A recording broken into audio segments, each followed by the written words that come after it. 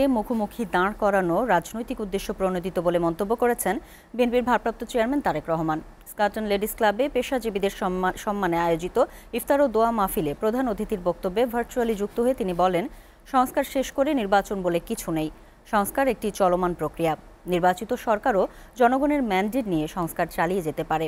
এ সময় অন্তর্বর্তী সরকারের প্রতি আহ্বান জানিয়ে তিনি বলেন, এমন কাজ করবেন না যাতে পলাতক আওয়ামী লীগ ও তার দোসররা পুনর্বাসিত হয়। দেখুন সোহান খানের প্রতিবেদন। বিশিষ্ট নাগরিক ও পেশাজীবীদের সম্মানে রাজধানীর স্কাটন লেডিস ক্লাবে ইফতার ও দোয়া মাহফিলের আয়োজন করে বিএনপি। শুভেচ্ছা দেওয়ার আহ্বান জানাচ্ছি বিশিষ্ট সাংবাদিক। এতে অংশ নিয়ে পেশাজীবীরা ষড়যন্ত্র রুখতে রাজনৈতিক দলগুলোকে ঐক্যবদ্ধ ও সতর্ক থাকার আহ্বান জানান। গত রাত্রের থেকে আরেকটা নতুন ষড়যন্ত্র ঘট পাকাচ্ছে, আমরা যেন সচেতন থাকি। দীর্ঘদিন পর এই সংগ্রামের মাধ্যমে আমাদের এটি অর্জন হয়েছে। এই অর্জনকে যদি ধরে রাখতে হয় তাহলে আমাদের মধ্যে একতাবদ্ধ থাকতে হবে। এই দেশটাকে আবার যেন ফ্যাসিস্টদের কাছে ফেরত না যায় সেই চেষ্টাটাও কিন্তু আমাদের করতে হবে।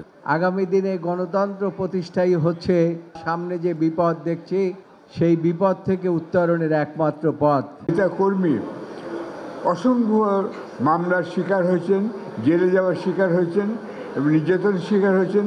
তাদের কথা যেন আমরা সবাই মনে রাখি। তাদের জন্যই কিন্তু আমরা আজকে এখানে আসতে পেরেছি। স্বাগত বক্তব্যে বিএনপি মহাসচিব পেশাজীবীদের উদ্দেশ্যে বলেন, আবেগ নয়, বাস্তবতার সাথে মিল রেখে সতর্কতার সাথে দায়িত্ব পালন করতে হবে। সমস্যা ও সংকট নিরসনে দ্রুত নির্বাচন আয়োজনেরও তাগিদ দেন তিনি।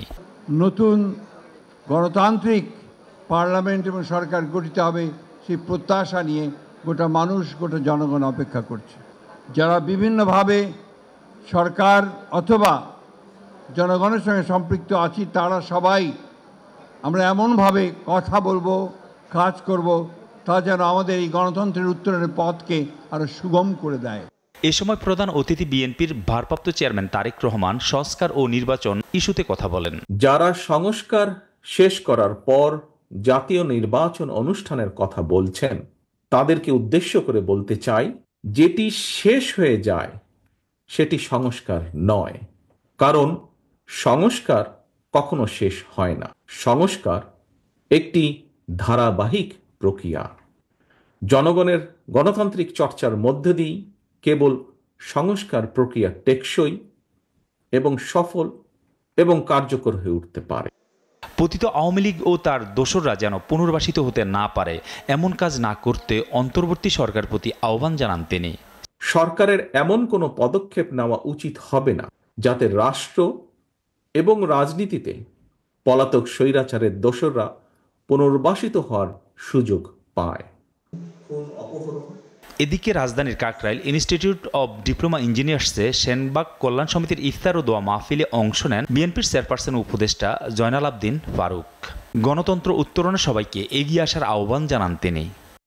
গণতন্ত্রকে সুসংগত করার জন্য ইনশাআল্লাহ আমরা সবাই ঐক্যবদ্ধভাবে আগামী এই ইন্টেরিয়াম গভর্নমেন্টকে নির্বাচনের জন্য সহযোগিতা করে যাব। সোহান খান, এসএটিভি, ঢাকা।